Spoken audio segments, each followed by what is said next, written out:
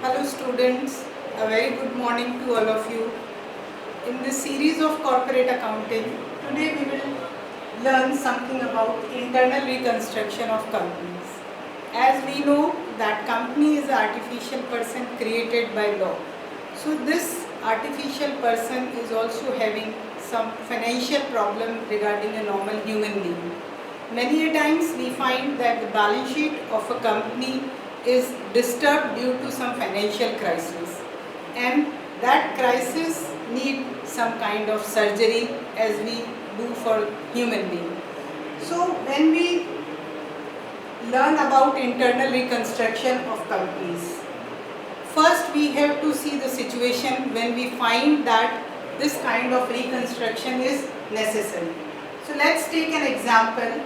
This is a balance sheet of a sick company. How do we say that this balance sheet belongs to a sick company? See, because here I have used the traditional format, T format of balance sheet, so we can understand very easily. See, here share capital is of rupees 10 lakhs, debenture holders having their claim of 2 lakhs, secured creditors 2 lakhs. And what we find that this 14 lakhs liability is represented by land and building 4 lakhs, plant and machinery 4 lakhs, stock in trade 1 lakh, debtors 1 lakh, profit and loss account. We have debit balance of P&L account. It is known as accumulated losses.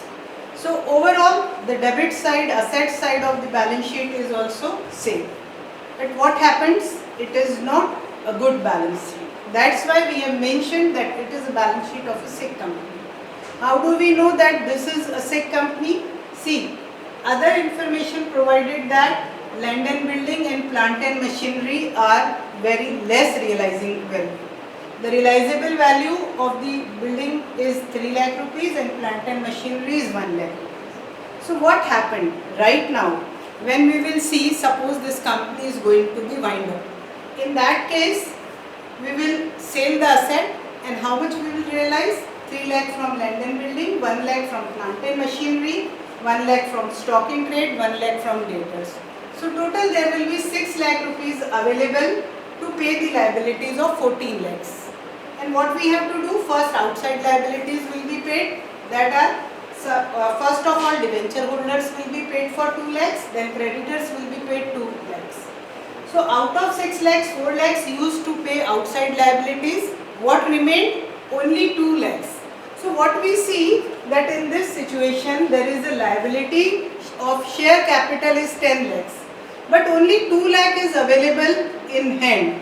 So what we say that capital of rupees 8 lakh has been lost. So this is the situation of lost capital. Thus, in this balance sheet we find that company has lost 8 lakh rupees of its capital. This situation is also known as overcapitalization. And in this kind of overcapitalization, it is must that company's reconstruction should be done. Reconstruction means reorganization of financial structure of companies. So in Companies Act, there are two types of reconstructions are available. First is internal reconstruction. What is internal reconstruction? In internal reconstruction, companies' assets and liabilities are reorganized without changing its existence. Suppose there is X and company. So for all the outsiders, the X and company will remain same. Only the reconstruction inside without changing the existence of the company, internal reconstruction process will be executed. Another is external reconstruction. It is opposite to the internal reconstruction. In external reconstruction, the existing company, which we are seeing a sick company having a sick balance sheet, that sick company will be dissolved, and whatever good assets of that company, they will be taken over and a new company will be formed. So this is known as external reconstruction, in which existing company wind up and new company is formed, and we have to follow all provisions of Accounting Standard 14.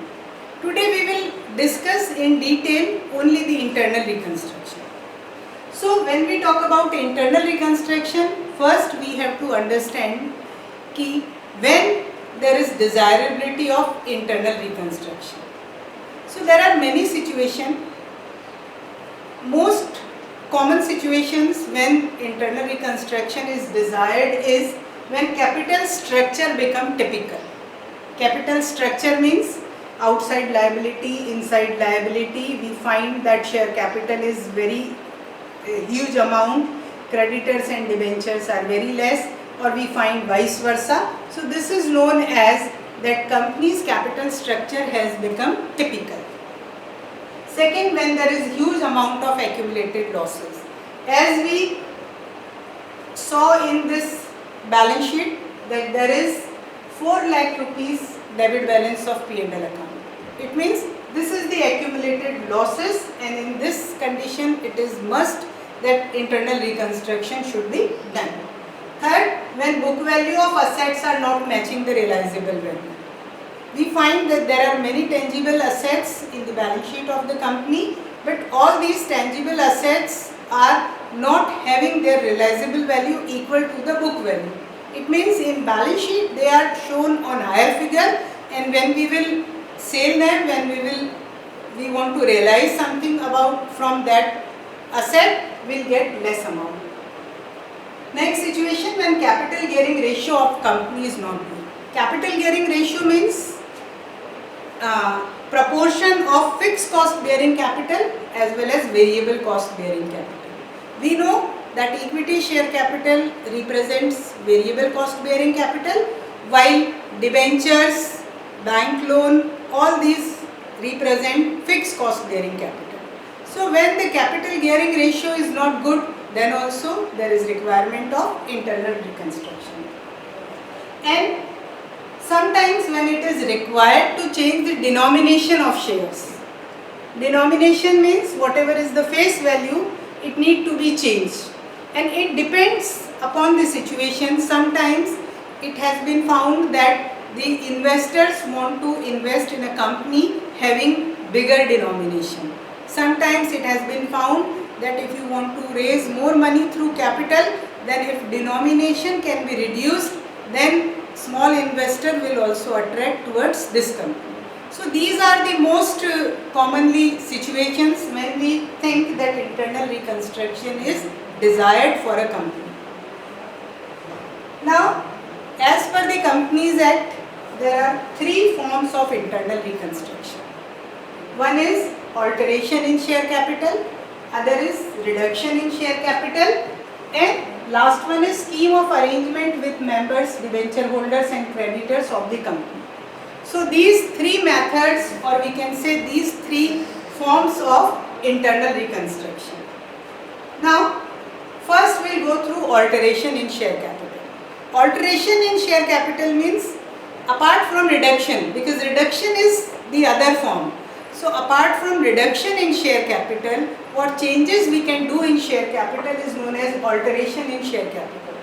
As we know, in alteration, company may increase amount of share by issue of new shares.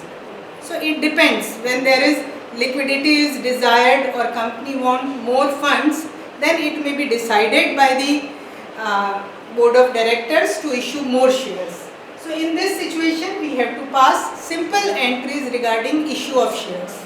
Whatever may be the situation, suppose it has been given that company want to raise 10 lakh rupees by issuing 10,000 shares of 100 each. So we will pass entries regarding issue of shares accordingly.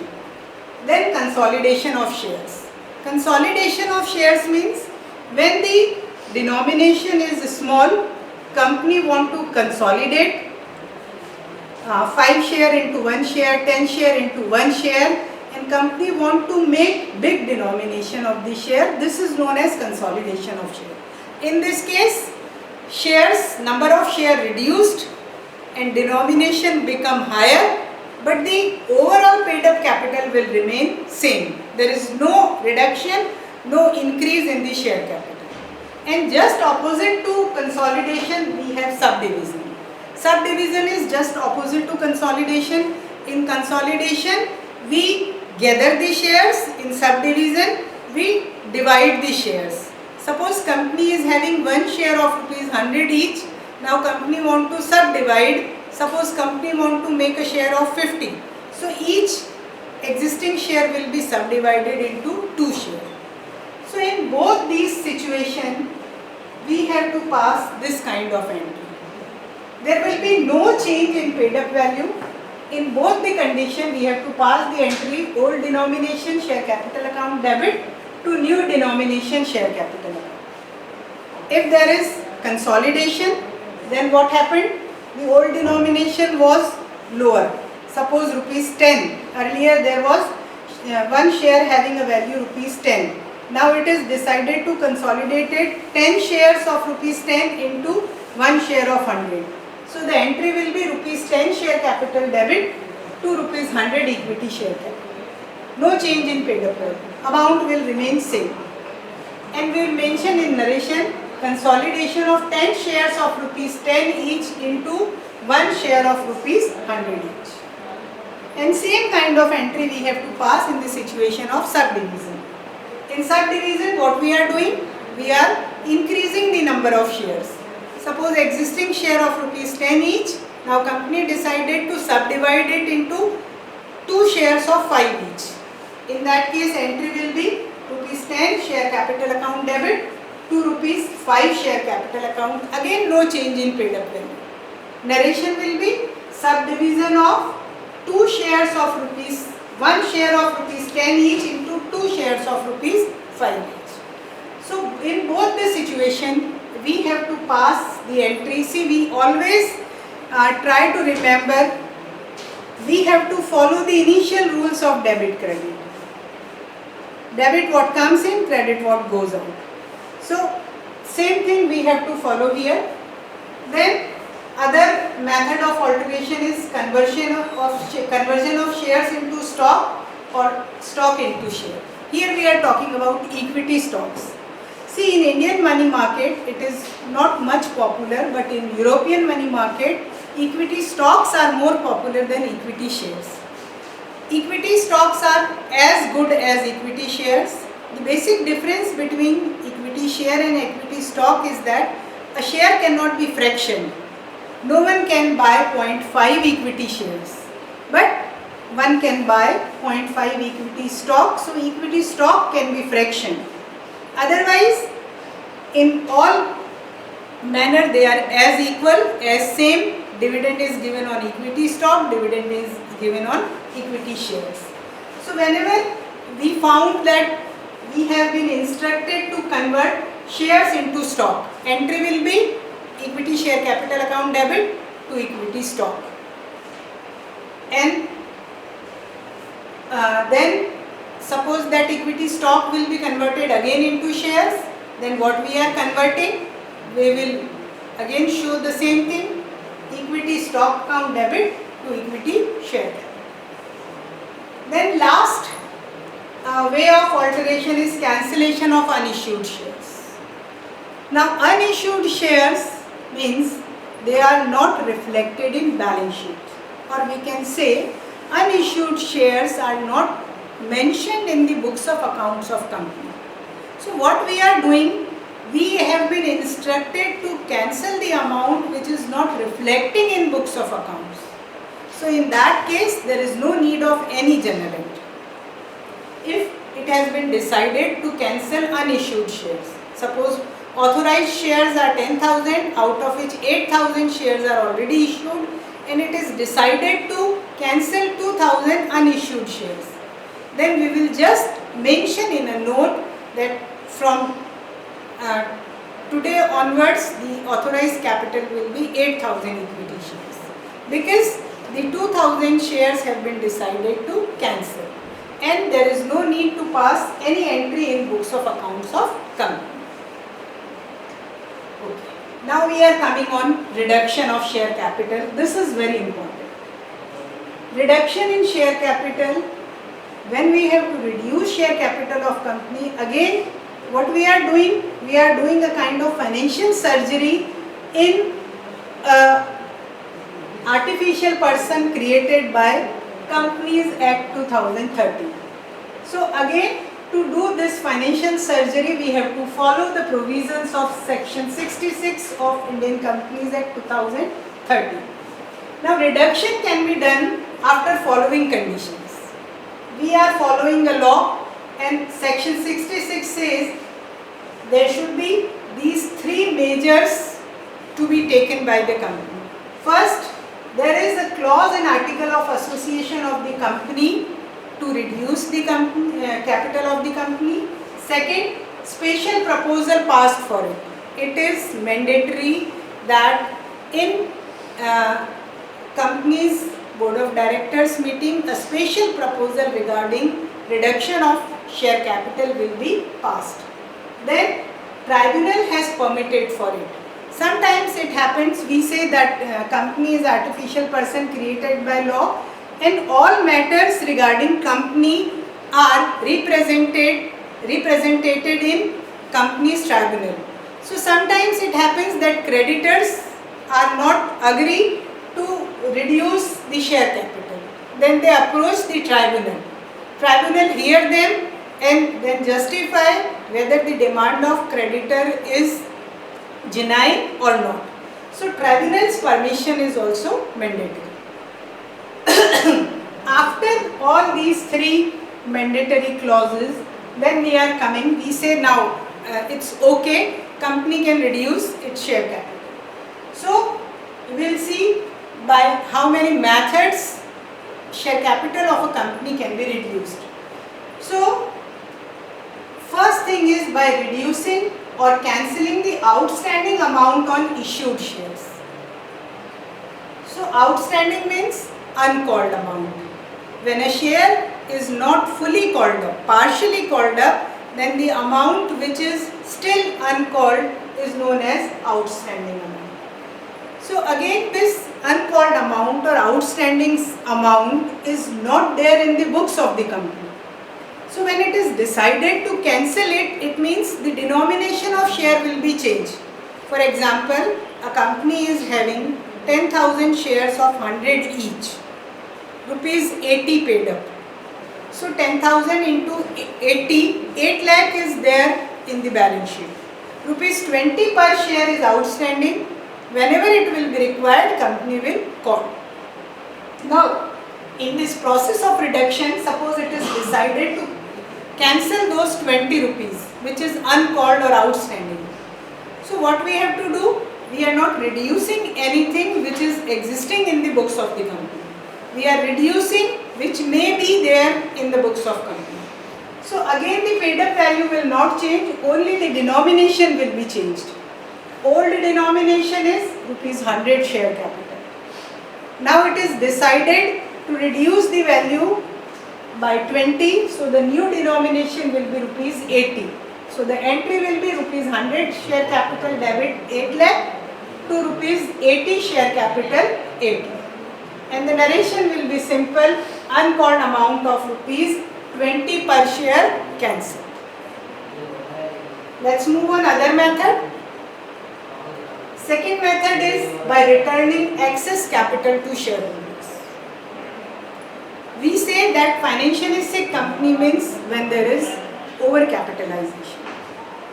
And company want to recover that situation, and we assume that there is enough liquidity with the company.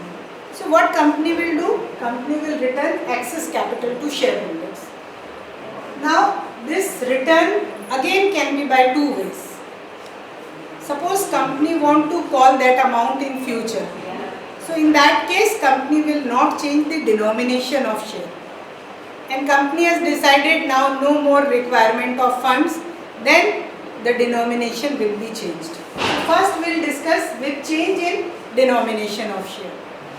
In that case, suppose we will take the same example. Company is having 10,000 shares of 100 each, rupees 10 lakhs. Company has decided to return 20 per share.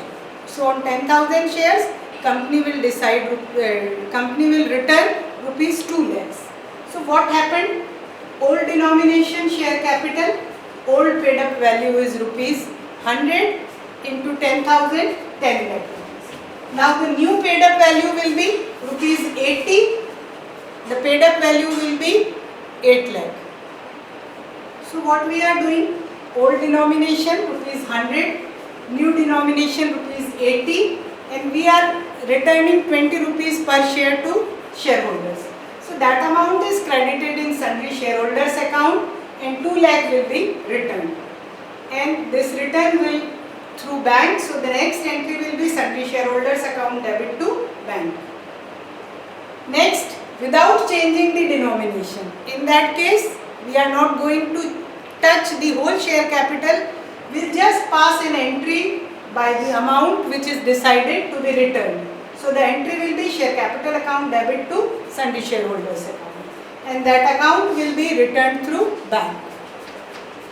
Now next, third method is reduction in paid up share capital by capital reduction program.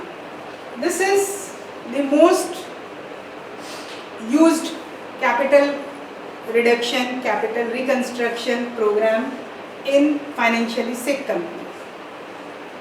In this capital reduction program, a capital reduction account is prepared, and all this, see what we saw in the first slide, that assets are overvalued, debit side is heavy.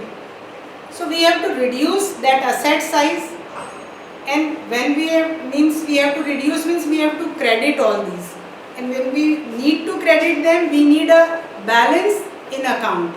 So what we do, we create balance in capital reduction account, and we have to create or we have to credit a bulk in capital reduction account. So what we do, we'll ask shareholder to reduce their share capital. They know that this is the worst situation. If company will be wind up right now, they are not going to get much amount, so they agree to reduce their share capital. So whatever they are reducing, that amount will be debited to their capital account and reduced to the capital reduction account. Same thing, if there is any capital reserve, general reserve or surplus, that amount will be used and transferred to capital reduction account. Then sometimes the debenture holders and creditors, they were also asked to compromise. If they agree to compromise, they are ready to waive off a part of their debt, then whatever amount they agree to waive off, again debited to their account and transferred to capital reduction account. Finally, now we have a bulk, credit bulk in capital reduction account, and that amount will be used to write off statement of P&L account, accumulated losses we had, discount on issue of shares, goodwill, patent, all intangible assets. The assets which are existing but with no value. So it is better to write off all these assets. Then we have to write off the overvaluation of assets. Then if there is excess liability, that liability will also be reduced by using the capital reduction account. Finally, if there any balance lies in capital reduction account, that will be transferred to capital reserve account, and we have to abolish the capital reduction account. Because now the reduction process is over, so there is no need to carry forward capital reduction account. Many times we find that company is having cumulative preference shares. We all know very well cumulative preference shares are the shares on which dividends become cumulative, and it is conditional that whenever company will have enough profit, that dividend will be given to the shareholders. So we find arrears of dividend on those cumulative preference shares. As we know that it is a contingent liability. Contingent liability means a liability which will be paid on some conditions. And for contingent liability or this arrear of dividend, there is a condition that in future if there will be profit, then only that liability will be paid. So now company is going for internal reconstruction, capital reduction is on process, and we find that there is information regarding arrears of dividend on cumulative preference shares.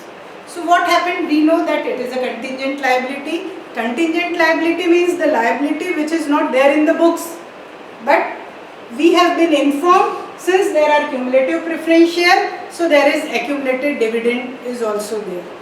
So in this, two things happen. First thing is that the shareholders are agreed to waive a whole amount of arrear of dividend. So what is happening?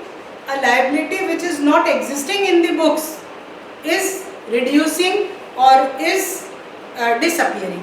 So in this case, there is no need to pass any entry. We will just mention in a note that contingent liability regarding arrear of dividend on cumulative preference share have been forego by the preference shareholders. But sometimes it happens they are not agreed to forego completely. They said partially we will agree that partial amount we will forego and partial amount will be paid to them. In again that condition, the amount which is going to forego will not need any entry, any accounting adjustment, only the amount which will be paid. So it means a liability which is not there in the books is to be paid. So first we have to create that liability. We have only one surplus account, capital reduction account. So we will use capital reduction account debit to preference share dividend. So now what we did, we created a part of arrear of dividend to be paid. So this liability is created, and then liability may be paid either by cash, either by issue of fresh new shares or fresh debentures, whatever may be the situation. So whatever may be given to them will be credited accordingly. Finally, the third method of internal reconstruction is scheme of arrangement with members, debenture holders and creditors of the company. Sometimes it is decided to frame a scheme in which all stakeholders of the company, majorly debenture holders and creditors, are invited and they are asked to compromise. And they know that if they will compromise, then there may be a bright future perspective, and that benefit will also availed by debenture holders and creditors. So genuinely they agree in making that scheme. Equity shareholders, debenture holders, creditors all agree. They frame a scheme of reorganization. That scheme is presented before the court because it is mandatory that that scheme should be approved by the court. And when the scheme is approved by the court, then execution of the scheme is done, and mostly through that capital reduction account. So students, this was the basis of how do an internal reconstruction process can be done to do the recovery of a financially sick company. I hope all of you will be able to understand this and solve more and more questions available on the basis of this in your books. Thank you very much.